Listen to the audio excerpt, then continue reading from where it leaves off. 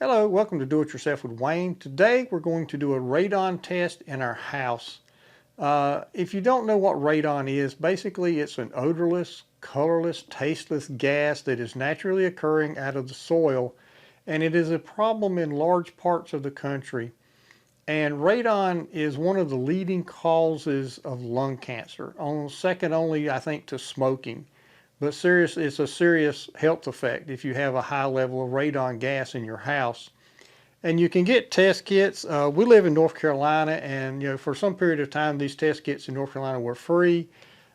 Your state may or may not have that, but you can go to radon.com and you can order a test kit from there, and you can send it in and you get your test results online. So it's really nice the way it works. But I would recommend everybody, if you don't know about radon in your area, go to radon.com. They have a real nice map there that breaks it down into states, and it'll tell you if the state that you live in is typically has higher levels of radon.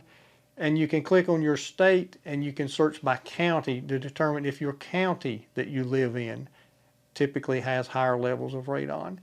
And the state, there's a lot of good information there about radon. And one thing it says is there is no safe level of radon in your house. So I would recommend everybody test for this. And there are a lot of things you can do to help remediate radon if you have levels in your house that are a concern. So anyway, this is our test kit. We're going to open this up. We've already got a string here that we're going to hang our test kit from. The instructions give you a lot of details about where and how and why to hang it. And it says to leave the test kit up for at least 3 days, no more than 7.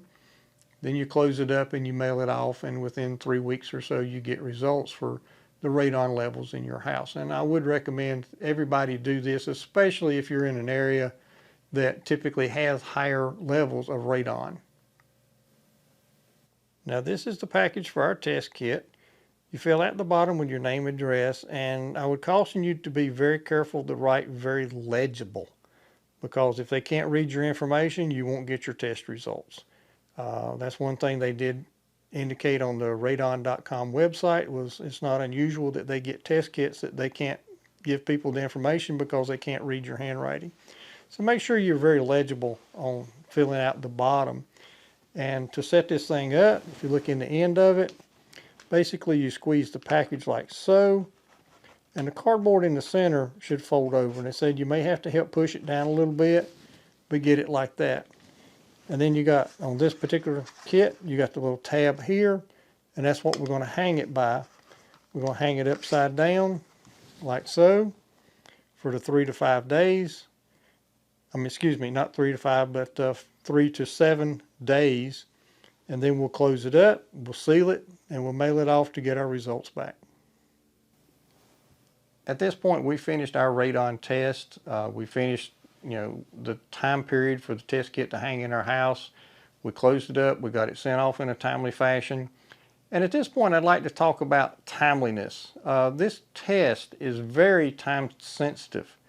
The test kit that you get may have different directions and instructions and stuff than ours did, but the radon has a short half-life, which basically means once you hang this in your house and it goes over whatever period of time and you close it up, you got to send it off right away, because if you don't, the radon that is collected by the test kit will start degrading and you won't get an accurate result. So it is very time sensitive that you follow the directions in your test kit to the letter and get this thing sent back as quickly as you can.